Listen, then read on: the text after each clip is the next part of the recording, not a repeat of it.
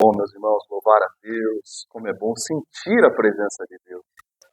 O Deus que criou o universo, as constelações, as estrelas, tudo que nós podemos ver e apreciar através da beleza da criação de Deus. Esse Deus grandioso, Ele olha para você e para mim e diz: filho, eu tenho você como a menina dos meus olhos. Eu amo você, eu cuido de você. Olha como você e eu somos especiais para Deus. Isso é maravilhoso.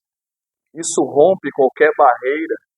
Isso traz a motivação ao nosso coração. Às vezes, quando nós passamos por tristezas, dissabores da vida, nós lembramos como o profeta Jeremias disse no capítulo 3, quero trazer à memória aquilo que me dá esperança.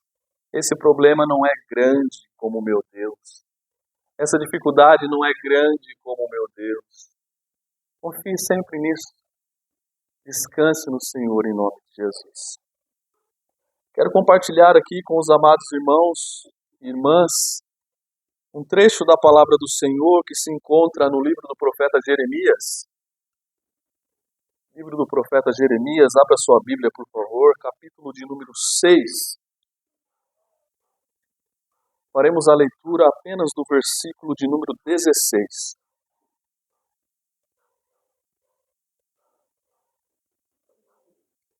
Jeremias, capítulo de número 6, faremos a leitura do versículo de número 16. Eu sempre fico nervoso quando estou aqui transmitindo a palavra do Senhor, sendo usado por Deus, mas hoje confesso que estou um pouco mais. Minha mãe fez questão de sentar bem aqui na frente. Podia sentar lá no fundo, escondidinho. Já está com esse zoinho. Bom, chegou ontem aqui de surpresa, né, mãe? Primeira coisa que ela olhou para mim, eu falei, tá com saudade de mim. Como você tá gordo? Nossa, também te amo, mãe. Eu estava com saudade. Vamos ler a palavra do Senhor, a verdade de Jesus, que diz assim: assim diz o Senhor, ponde-vos à margem do caminho e vede. Perguntai pelas veredas antigas, qual é o bom caminho? Andai por ele e acharei descanso para a vossa alma. Mas eles dizem, não andaremos. Vamos orar, feche seus olhos. Espírito Santo de Deus, Tu és o nosso Pai, o nosso Salvador, o nosso melhor amigo, o nosso conselheiro, o nosso Deus forte, a quem somos totalmente dependentes, a quem nos rendemos e reconhecemos que só o Senhor é Deus e não há outro como Tu. Estamos aqui, Pai, expondo a nossa pequenez e pedindo a Tua misericórdia para que o Senhor fale ao nosso coração. Transmita a Tua mensagem ao nosso coração, que a começar em mim não sejamos meramente ouvintes, mas sim praticantes da Tua verdade. Em nome de Jesus, esse é o desejo do nosso coração. Amém.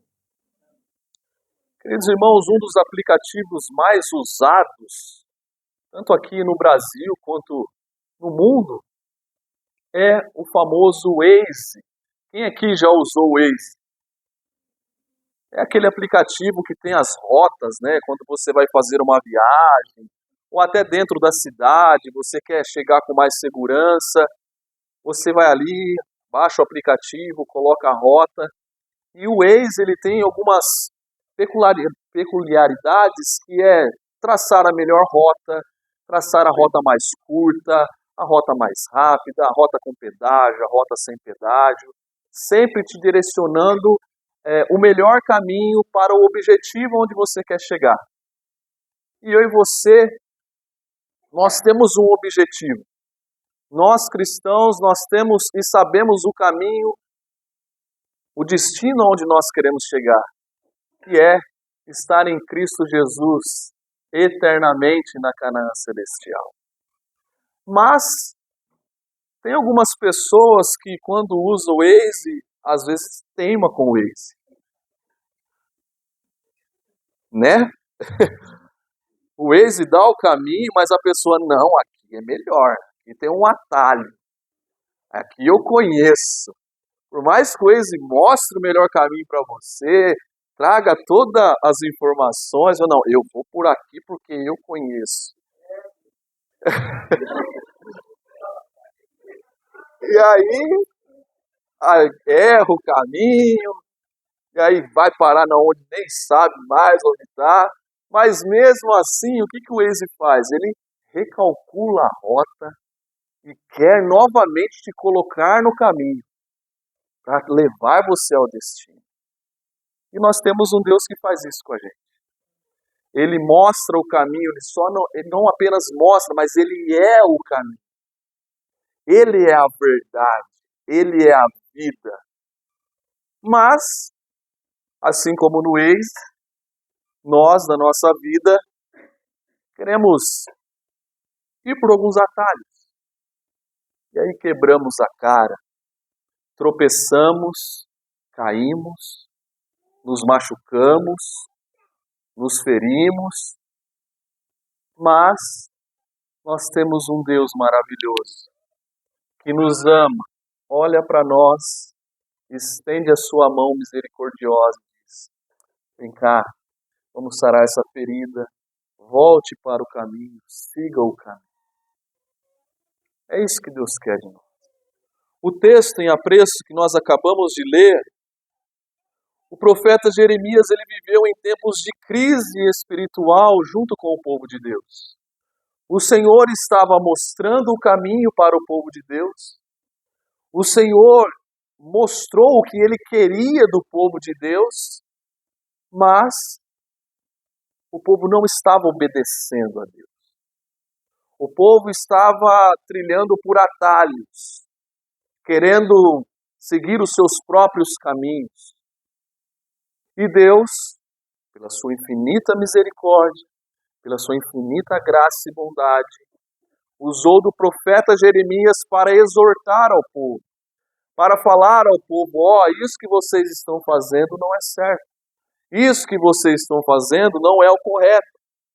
E o que eles estavam fazendo? Contextualizando aqui para a amada igreja.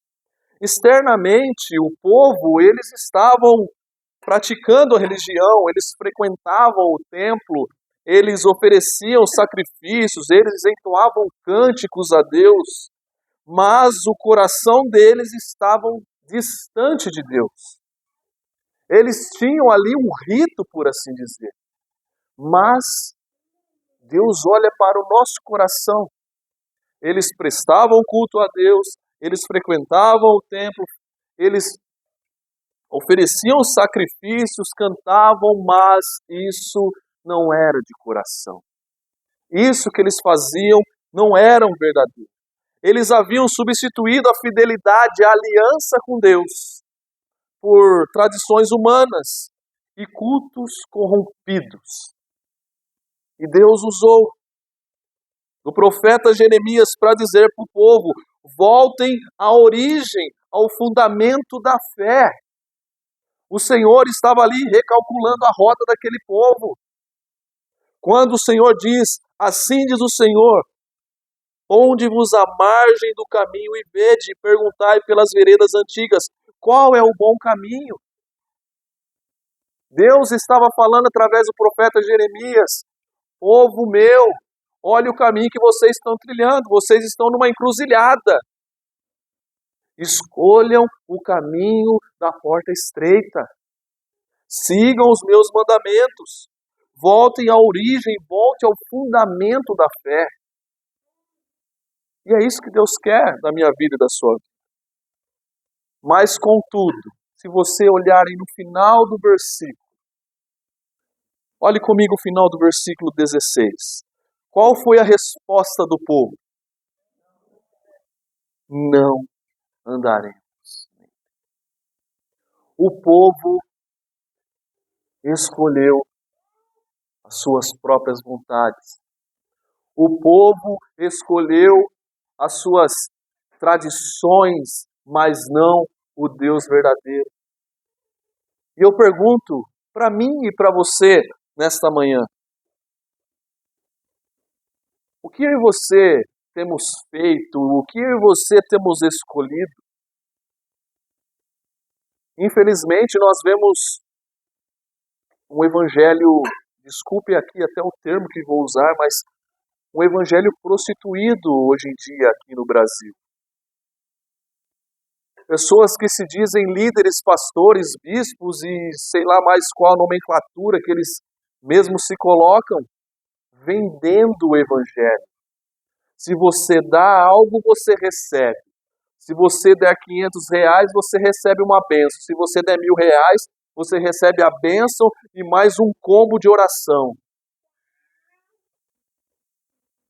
O evangelho está na moda, mas Deus não quer a moda.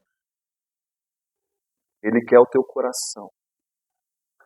Ele quer salvar você. Ele quer que você entenda e assuma o compromisso. Sou cristão. A palavra de Deus diz que o Senhor abomina aquele que é morno. O morno não é nem quente nem frio. É o verdadeiro crente Raimundo, um pé na igreja e um pé no mundo. E Deus fala que é melhor que você seja frio, porque você é alguma coisa específica, do que morno. E em nome de Jesus, eu e você não venhamos rejeitar o chamado de Deus. E qual é esse chamado de Deus? É o chamado ao arrependimento. Nós temos um Deus que nos perdoa se nós confessarmos os nossos pecados. Isso é uma promessa. 1 João 9 diz isso. O povo, infelizmente, escolheu os caminhos modernos da idolatria e da autossuficiência. Eu sou bom, eu faço, eu aconteço, tudo acontece por conta de mim. E o que aconteceu séculos depois? Isso no tempo aqui de Jeremias. Mas nós vemos séculos depois, exatamente no século XVI, há 508 anos atrás, a igreja cristã também se encontrava numa encruzilhada espiritual. A igreja havia se afastado das escrituras, a igreja havia colocado tradições acima da palavra e transformado a fé em um sistema de méritos humanos. A ponto de a igreja romana, católica, que nós conhecemos, colocar o Papa a par de igualdade com Deus. Foi isso que aconteceu. Nesse mês de outubro, exatamente no dia 31 de outubro, nós, cristãos reformados, nós comemoramos o dia da reforma. A reforma que Deus usou homens para dizer basta. Esses homens que foram levantados por Deus, chamados reformadores, como Lutero, Calvino, Knox e tantos outros, para que a igreja se reformasse e entendesse o verdadeiro evangelho, que não é centrado no homem, mas sim em Deus. O evangelho não diz a respeito de mim, de você, mas sim de Deus, o Deus Todo-Poderoso, o qual o nosso fim principal, como diz a primeira resposta da primeira pergunta do nosso catecismo, é glorificar e exaltar o nome desse Deus. É para isso que você está aqui, é para isso que eu e você vivemos. Assim como no tempo de Jeremias, Deus usou Jeremias para falar ao povo, ao voltar ao bom caminho. A reforma protestante foi um convite de Deus à sua igreja para retornar ao evangelho bíblico. A palavra como centro, Deus como a única verdade. E hoje esse caminho ecoa novamente para nós. Esse chamado ecoa para nós voltarmos às veredas antigas, para nós voltarmos ao caminho da palavra, da graça e da glória de Deus. Às vezes nós precisamos, meus irmãos, sermos lembrados de coisas óbvias. De colocar de fato e de verdade, Cristo Jesus como primícia na nossa vida, o lugar devido. E o tema que eu quero trabalhar aqui com os irmãos nessa manhã é o que podemos aprender com a Reforma Protestante. O que a Reforma Protestante trouxe, o que ela moveu. E o primeiro ponto que eu gostaria de destacar aqui com a amada igreja é que a Reforma nos ensina a voltar à autoridade da palavra. Nós vemos na palavra do Senhor lá em 2 Timóteo, capítulo 3, versículo 16, que toda a Escritura é inspirada por Deus e útil para o ensino, para a repreensão, para a correção, para a educação na justiça. O primeiro grito da Reforma Protestante foi sola Escritura, ou somente a Escritura. Os reformadores lá do passado, do século XVI, eles entenderam que a igreja verdadeira só é a igreja verdadeira quando está submissa à palavra de Deus e não a tradições humanas. A palavra é autoridade. Infelizmente, nós vemos igrejas que os líderes são controladores. E isso não é bíblico. Você não pode visitar outra igreja. Você está debaixo do comando daquele líder. Às vezes eles seguram a membresia com ameaças, porque não seguem a Escritura. Deus não está no centro. A palavra não é autoridade. E esse primeiro ponto nos faz refletirmos.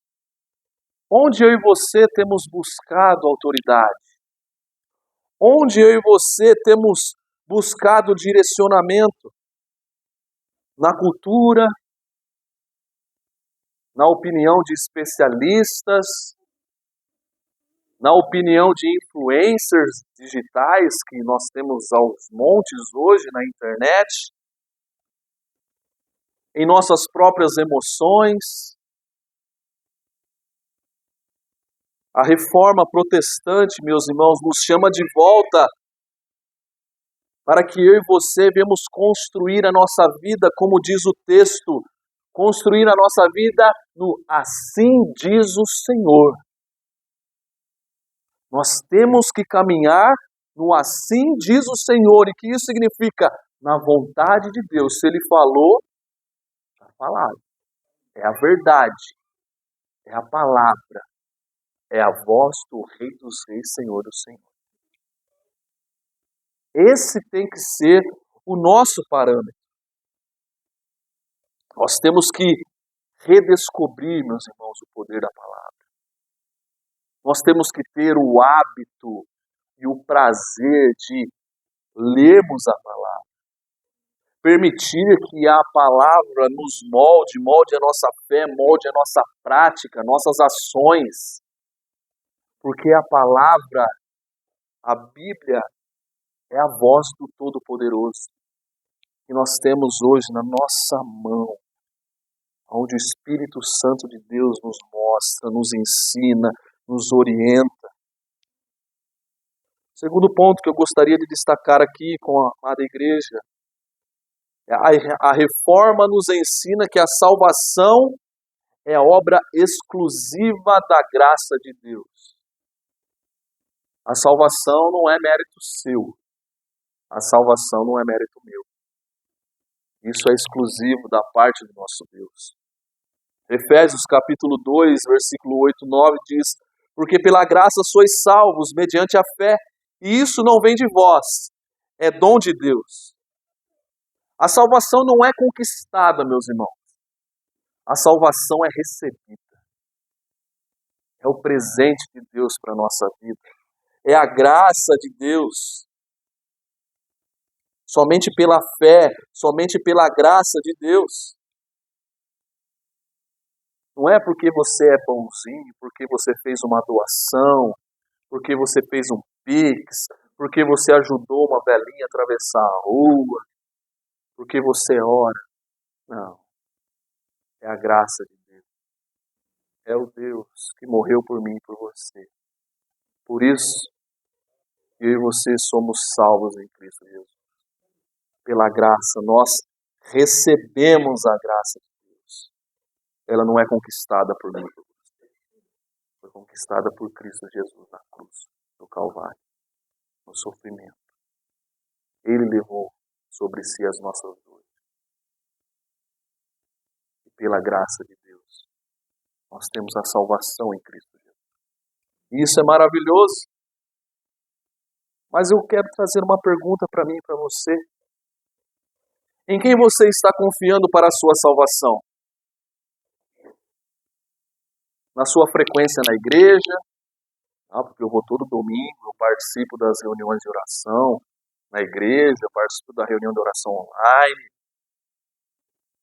Você está confiando a sua salvação porque você frequenta uma igreja? Você tem confiado a sua salvação por sua moralidade? Você é uma pessoa moralmente boa?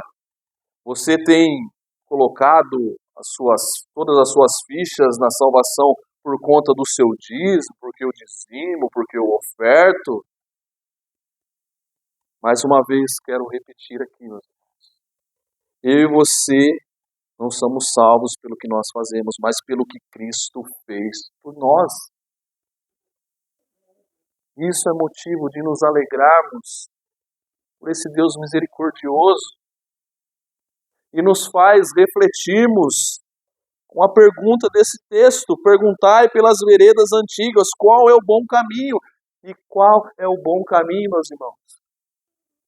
Eu e você sabemos qual é o bom caminho, e o texto traz uma afirmação: se você encontrou o bom caminho, andai por ele, e achareis descanso para a vossa alma.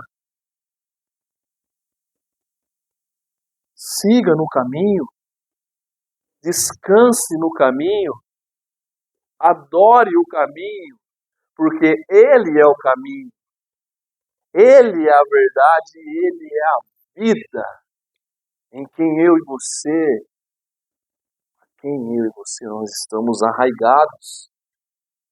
Meus irmãos, ser cristão, ser servo de Deus é descansar na graça de Cristo. É viver em humildade, reconhecendo que nada temos de nós mesmos, mas tudo é dom de Deus. Se você tem um trabalho, foi Deus quem concedeu a você. Se você tem uma família linda, é Deus quem concedeu a você. Se você tem um esposo, uma esposa, foi Deus quem concedeu. Se você tem R$ 8 na conta bancária, foi Deus quem concedeu a você.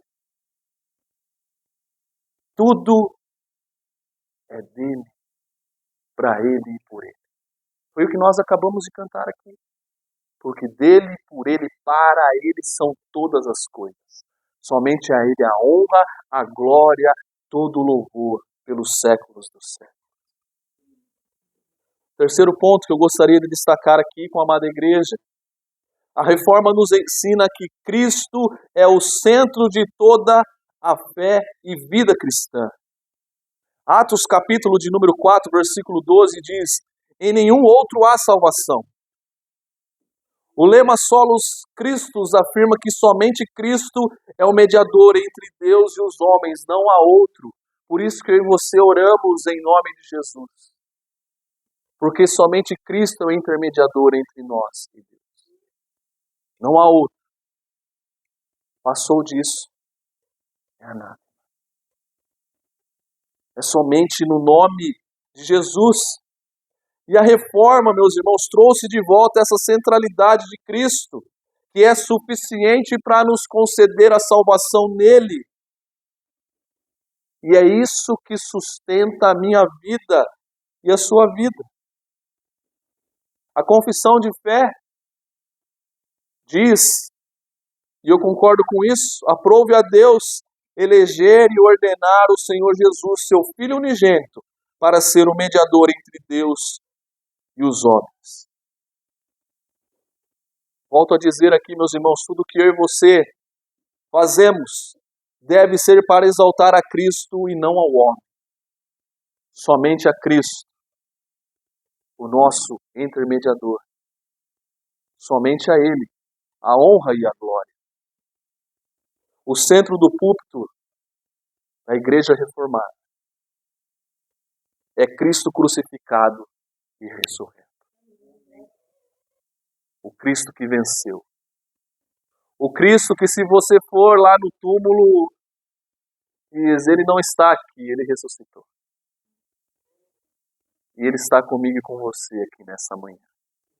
Ele está sempre conosco. O Espírito Santo de Deus habita em mim e você. Você é o templo do Espírito Santo.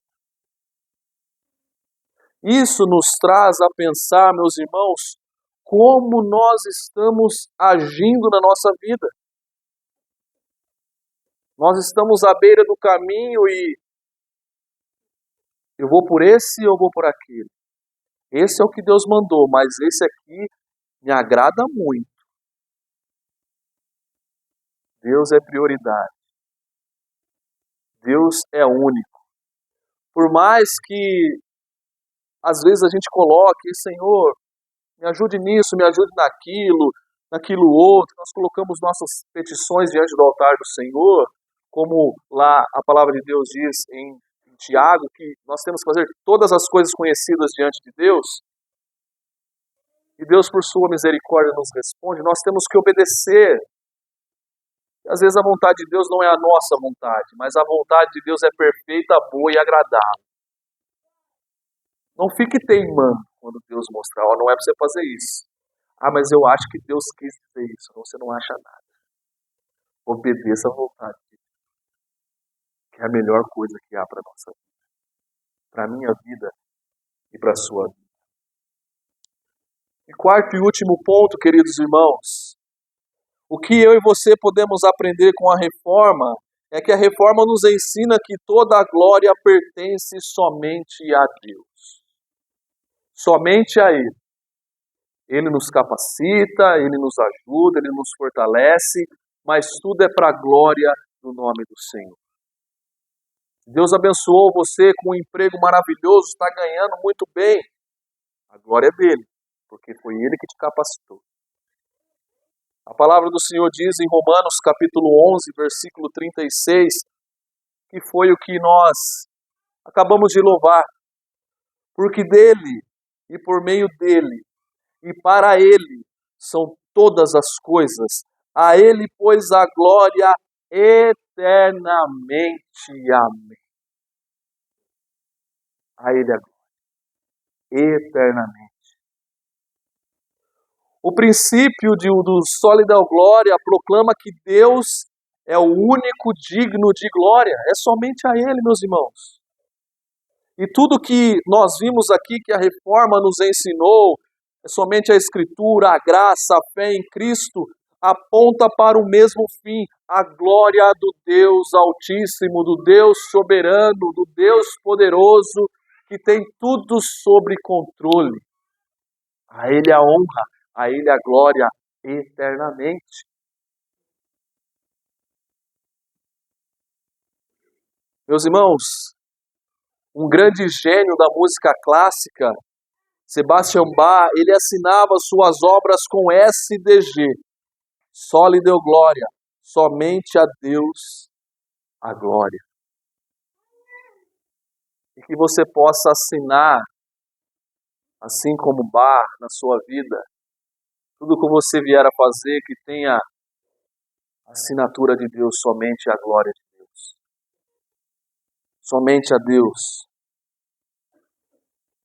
Em uma geração que busca o reconhecimento, meus irmãos, em uma geração que busca o aplauso, em uma geração que quer likes e visualizações, a glória para si, o aplauso para si, quer o teu ego inflado. Eu e você, como crentes e servos de Deus reformados que somos, devemos viver para a glória de Deus. E isso em cada atitude. Nós devemos viver para a glória de Deus no nosso lar. Nós devemos viver para a glória de Deus no nosso trabalho. Nós devemos viver para a glória de Deus aqui na igreja. Nós devemos viver para a glória de Deus aonde quer que eu, você, venhamos estar, ou estaremos, ou estejamos, para a glória de Deus. Ser crente aqui dentro da igreja é muito fácil, não é? Entramos aqui, a paz do Senhor, meu irmão, um abraço, coisa gostosa ter esse tempo de comunhão. Mas eu e você devemos viver para a glória de Deus lá fora, aonde há batalha espiritual, aonde nós lutamos contra a carne, aonde nós lutamos contra Satanás, que é o inimigo da nossa alma. Lá, aqui que eu e você devemos viver para a glória de Deus.